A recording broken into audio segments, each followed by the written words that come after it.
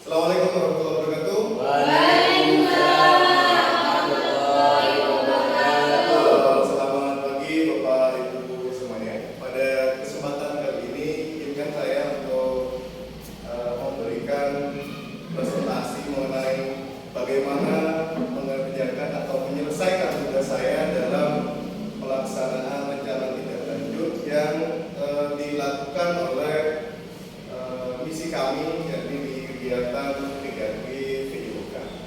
Pada kesempatan kali ini sesuai dengan target yang akan saya lakukan, tentunya harus ada timbal balik dan solusi dan juga istilahnya kombinasi juga sokongan dari Bapak Ibu semuanya yang ada di sini, yang nantinya akan sama-sama mengkolaborasikan hal-hal yang harus kita lakukan dalam tujuan kegiatan RTL yang akan saya laksanakan. Untuk kegiatan kali ini, hal yang akan saya lakukan adalah mengangkat atau melakukan tema tentang bagaimana menjaga porsi gerak pada siswa. Di dalamnya saya bagikan atau saya simpulkan dengan temanya atau judul programnya adalah berkawan dengan sehat, bergerak, berbugar. Bagaimana di dalamnya? Nanti bakal kita simak bareng-bareng, kita kaji bareng-bareng, dan juga tentunya ide dari Bapak Ibu semuanya bisa andil juga dalam pelaksanaan ini ya. Judul yang akan saya ambil atau tema atau kegiatan yang akan saya ambil adalah berkawan dengan sehat, bergerak, berbugar. Kemudian tentunya dalam pelaksanaan harus ada yang namanya latar belakang. Apapun itu alasannya harus ada latar belakang. Di sini tentunya kita sudah tahu kalau yang namanya senam itu merupakan olahraga yang memiliki banyak manfaat. Boleh dikatakan murah juga seperti itu. Kemudian kajiannya adalah adanya gerakan-gerakan senam yang terstruktur dan terarah dapat meningkatkan tentunya adalah kualitas dan kekuatan otot, fleksibilitas, kemudian keseimbangan, dan juga daya tahan tubuh. Dan bagaimana kita menyikapi di era modern seperti saat ini tentang acuan untuk ketahanan tubuh dalam diri kita.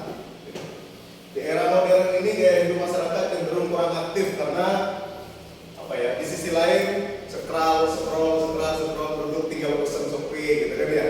Udah nyebut merek, mudah-mudahan tidak komentar. Kemudian kajian yang seperti ini setidaknya harus kita ubah mindsetnya atau pola pikirnya seperti itu. Dan dampaknya seperti apa? Dampak negatif yang pertama pada kesehatan fisik dan mental ini yang sangat berpengaruh. Seperti kegemukan. Contoh sekarang awal-awal mula saya ada di sini kajian. Pertama tubuh saya mungkin biasa saja. Setelah berjalan 4 tahun sudah begini. Jadi adanya obesitas mungkin karena juga faktor gaya hidup ya seperti itu. Terus yang cenderung juga banyak penyakit jantung, ya. Depresi ini karena faktor lingkungan. Oleh karena itu penting untuk mendorong target utama kita adalah peserta didik, terutama generasi muda, untuk bisa lebih aktif bergerak atau olahraga. Salah satunya dengan yaitu tadi senam. Kemudian materi senam yang dipelajari di modul ini nanti dirancang membantu peserta memahami dasar-dasar bagaimana senam itu sendiri. Yang penting harus ada kegiatan yang bisa mengembangkan semangat bakat mereka untuk menjaga kesehatan. Kemudian melalui PJBL ini berkawan dengan sehat, bergerak untuk bugar. Nah, ini mengenalkan konsep pentingnya jiwa, pentingnya raga bagi seseorang. Karena apa? Diharapkan peserta didik mampu mereka mempunyai kreasi berbagai macam gerakan. Jadi mulai dari awal, inti dan penutup, pemanasan, inti dan koridor, begitu ya. Kemudian hal yang harus diutamakan juga bagaimana mereka bisa mengkreasikan kenaman diri itu, kemudian kreatif dan kolaborasi. Setidaknya dari diri sendirinya harus bisa berpikir bagaimana nanti akan melakukan sebuah kegiatan senam itu. Kemudian bagaimana ketika dikombinasikan dengan rekan-rekan yang lainnya untuk dijadikan satu gerakan. Dalam program ini, ya, murid atau peserta didik dapat memilih aktivitas untuk mengembangkan kebugaran mereka, sehingga pilihan mereka bisa dipertanggungjawabkan. Jadi tidak ngasal, seperti itu ya. Kemudian program ini melibatkan juga tentunya kolaborasi, ya, yang saya katakan tadi, komunitas belajar seperti kita. Tanpa kolaborasi itu mungkin bisa berjalan, tapi tidak sempurna tanpa bantuan dari Bapak Ibu semuanya. Jadi fungsinya apa? Jadi kelas itu nanti tujuannya untuk bisa mengembangkan mental mereka. Jadi kebugaran siswa menyeluruh itu benar-benar kita target untuk nantinya tercapai bagaimana melakukan gerak-gerak dalam pelaksanaan kegiatan ini. Tujuannya bagaimana? Tujuannya adalah bagaimana mereka bisa mengelola emosi yang dirasakan, terus punya kepedulian terhadap kesehatannya. Seperti yang saya katakan tadi, kalau zaman sekarang terlalu PW, posisi enak, mereka hanya duduk saja, dia punya perahu, barang-barangnya mungkin duduk pasif, tidak ada gerakan lain. Kemudian yang saya katakan tadi, jelas untuk kegiatan ini akan melakukan kombinasi atau komunikasi dengan melibatkan komunitas belajar yang sudah kita laksanakan. Ini langkah-langkah untuk mencapai tujuannya. Jelas saya harus bisa koordinasi dengan pimpinan sekolah. Kemudian melakukan pendataan atau asesmen awal, ya, membuat jadwal kegiatan, kemudian mendata sarana apa yang harus kita perlukan, entah itu audio, entah itu gedung, atau apa. Dan referensi itu penting. Mencari narasumber atau kita nanti mengundang instruktur atau bagaimana. Nah ini saya bisa meminta pendapat kepada rekan-rekan. Kemudian untuk jadwalnya, program ini harus kita sesuaikan, ya, harus tentunya target utamanya melibatkan murid dalam pelaksanaan pemberian umpan balik. Terus harus tentunya ada evaluasi jangka waktunya paling tidak di akhir, ya, di akhir. Setiap hari Sabtu melibatkan murid untuk mencatat evaluasi itu, ya. Tindak lanjutnya seperti apa? Mengenai pengembangan program secara berkelanjutan ini melibatkan aset atau instansi luar sekolah. Kira-kira siapa? Kita bakal pikir bareng-bareng. Capaian ini yang harus kita lakukan adalah mereka harus bisa kreatif, mereka harus bisa peduli, tanggung jawab juga, dan karena ini mengkolaborasikan harus bisa menghargai sebuah perbedaan. Kemudian struktur program dan mitra dalam komunitas belajar. Struktur programnya adalah kurikuler. Skalanya bagaimana?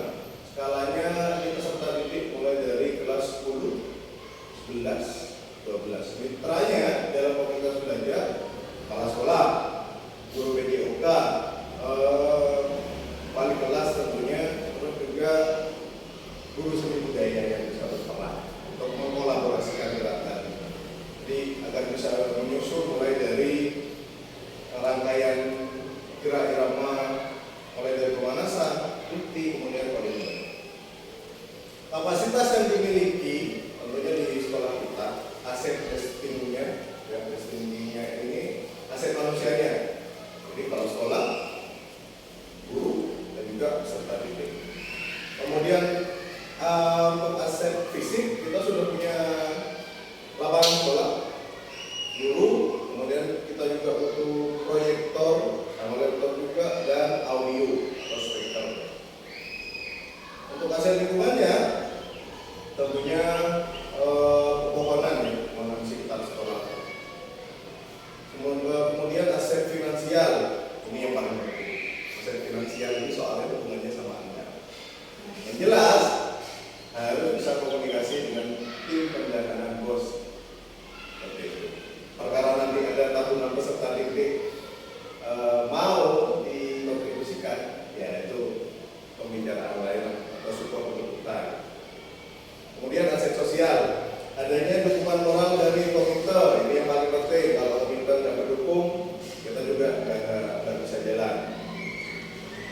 Dan aset agama dan kebudayaan, adanya dukungan kegiatan ini dari guru agama, tentunya ada sesuatu yang mengakibatkan kita harus komunikasi.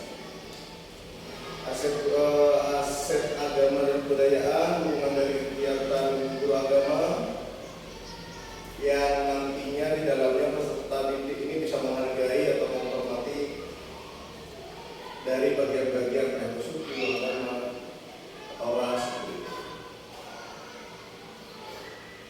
Nah, dengan evaluasi. Pelaksanaan evaluasi program ini dilakukan setiap akhir minggu seperti akhir pekan seperti saat ini. Lanjut. Tantangan, kalau kita ngomong tantangan. Tantangan ini yang pertama harus ada keterlibatan aktif murid dalam program. Karena apa? Itu target utamanya. Target utamanya kita di sini.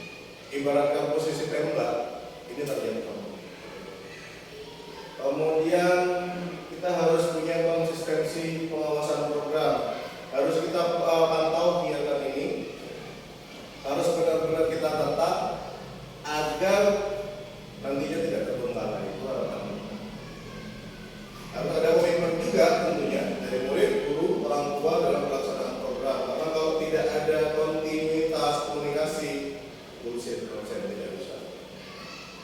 Kemudian konsistensi pelaksanaan program ini harus benar-benar konsisten. Dan baru setelah ini selesai, pasca dari itu, ya, sesudahnya baru kita ada penerapan konsistensi penerapan pelaksanaan program. Ini rencana solusi. Solusinya bagaimana tentang mengatasi tantangan? Adanya kolaborasi, komunikasi dengan komunitas belajar seperti yang sudah ada di sekolah kita, terus konsisten, jangan sampai belak-belak tangan kiri atau pemikiran lain yang sekiranya menggagalkan kegiatan ini. Ya. Konsisten menjalankan program yang ada serta dukungan kepala sekolah, orang tua, dan juga support dari komunitas sebagai membantu menjalankan komunikasi kepada orang tua. Terima kasih.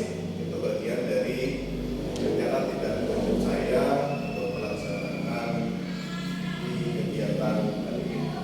Semoga kegiatan ini berjalan dengan baik sehingga mampu mencapai tujuan yang diinginkan serta bermanfaat pada kehidupan sehari-hari, utamanya untuk peserta didik, untuk guru tentunya, untuk semua kalangan warga sekolah.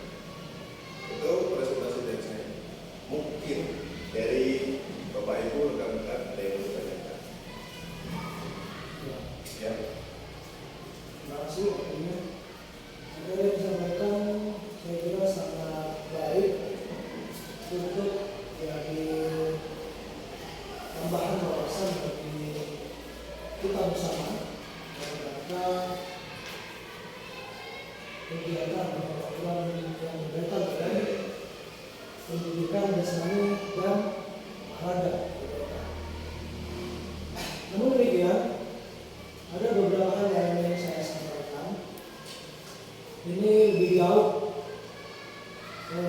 tujuan dari sebuah pendidikan olahraga khususnya terkait dengan prestasi kita di bidang olahraga di nasional.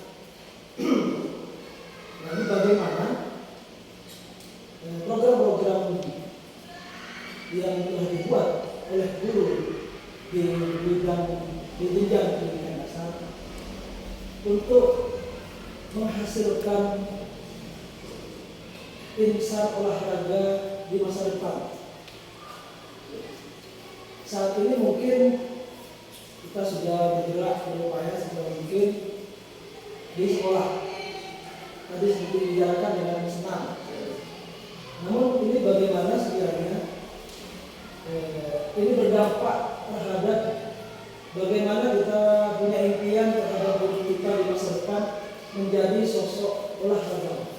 Bagaimana cinta dengan olahraga sehingga endingnya di masa depan menjadi olahragawan paling tidak kalau di sepak bola jadi timnas. Dia anak didik kita ini punya cita-cita yang tinggi di dunia itu, di dunia olahraga. Bagaimana proyeksinya? Bagaimana dengan program ini? Apakah ada cara yang lebih spesifik lagi terkait murid impian kita di dunia olahraga? Terima kasih atas pertanyaannya. Hal yang harus kita lakukan, prospek seperti apa yang harus kita lakukan, baik itu dari jenjang dasar, menengah, prospek seperti apa yang harus kita lakukan agar nantinya bisa memiliki target jelas. Pertama yang saya katakan adalah kolaborasi. Ya, target kolaborasi. Target kolaborasi ini adalah bagaimana kita saling memberikan support satu sama lain. Tidak hanya melulu atau tidak hanya guru PJOK saja. Contoh ketika ada pembibitan, ketika di sekolah hanya mungkin durasinya untuk olahraga di jenjang menengah itu kalau di dasar itu 35 menit, kalau di jenjang menengah itu ada yang 40 di SMP, di fase E SMA itu 45 menit kali 2, hanya itu. Namun target berikutnya adalah bagaimana melanjutkan anak ini ketika sudah di jam luar sekolah mereka punya tujuan. Entah contoh ketika sepak bola, tidak hanya melulu ketika di dalam sekolah, tapi ketika lepas dari jam sekolah mereka bisa mengikuti kegiatan sekolah sepak bola, kegiatan voli dan lain sebagainya. Ini dan ingat, mereka yang sukses yang sudah menjadi istilahnya atlet nasional, mereka ini memberikan supportnya bukan hanya dari kalangan guru saja, orang tua, support lingkungan, seperti itu. Jadi adanya kolaborasi, adanya dukungan bersama untuk bisa memberikan target untuk mengantarkan ke posisi yang terbaik dari peserta didik atau murid. Kalau kita kolaborasikan, kalau kita istilahnya gabungkan, kita selaraskan dengan apa yang akan saya lakukan ini adalah bagian dari bagian yang kecil. Contoh, dampak saat ini ketika kita melakukan atau memantau perkembangan zaman berbeda sekali pada tahun 80-an, 90-an berbeda. Ya, contoh kalau dulu semangat mereka di dunia olahraga mulai dari tingkat dasar, menengah, mereka punya semangat tinggi. Kita tidak bisa menyalahkan dinamika IT yang ada di saat ini. Tidak bisa, paling tidak kita harus bisa mengikuti. Dampaknya seperti apa? Banyak anak sekarang itu yang hanya pasif.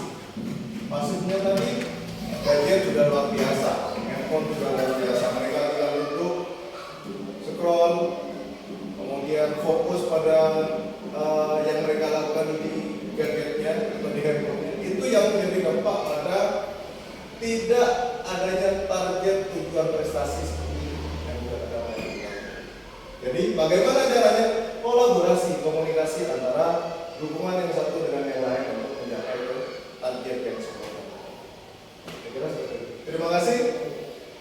Saya harapkan kegiatan ini bisa didukung oleh rekan-rekan semuanya agar bisa terlaksana dengan baik. Terima kasih banyak untuk presentasi yang saya lakukan saat ini.